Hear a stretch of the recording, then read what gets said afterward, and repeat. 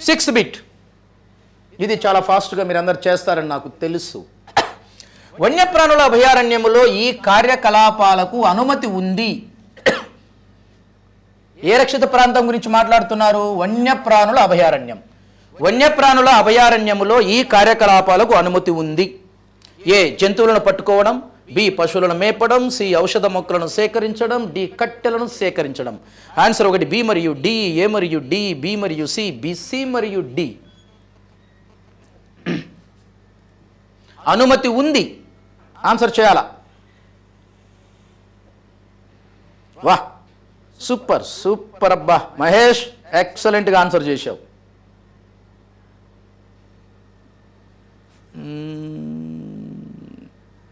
Right, Nagamani right answer, Akhil right answer, Asha Latha right answer, Suvartha right answer, Jasmine right answer, Padmavathi మీరు right answer, so Krish right answer, Shaleem Shaik right answer. So majority దీనికి ఎవరు తప్పు పెట్టలేదు, అందరూ right answer చేశారు. So all of you, congratulations to you. Come to that point. వన్యప్రాణుల అభయారణ్యంలో ఈ కార్యకలాపాలకు అనుమతి ఉంది అన్నాడు. మనకు 3 రక్షిత ప్రాంతాలు ఉన్నాయి కదా. 3 రక్షిత ప్రాంతాలు ఏమిటి అవి? నేను బోర్డు మీద రాసేవి మీరు రాసుకుంటే ఈ పాఠములో నుంచి పేపర్ 1 వాళ్ళకు 1 బిట్ వస్తుంది, పేపర్ 2 వాళ్ళకు 2 బిట్లు వస్తాయి, డిఎస్సిలో ఒక్కోసారి 2 నుంచి 3 బిట్లు కూడా వస్తాయి. ఈ పాఠ్యాంశం మీద జాగ్రత్తగా ఉండాలి. 1 జీవావరణ రిజర్వ్, 2 జాతీయ ఉద్యానవనం, 3 వన్యప్రాణి అభయారణ్యం.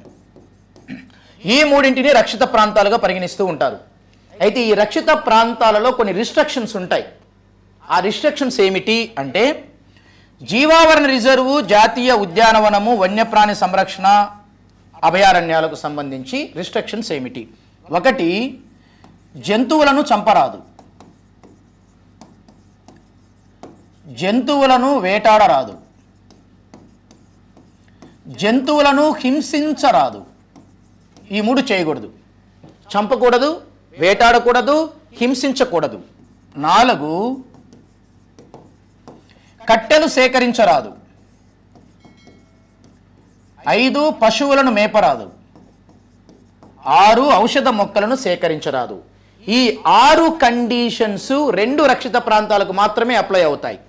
ఫర్ ఎగ్జాంపుల్, మీకు ఎగ్జామినేషన్లో జీవావరణ రిజర్వులో అనుమతించబడని కార్యకలాపాలు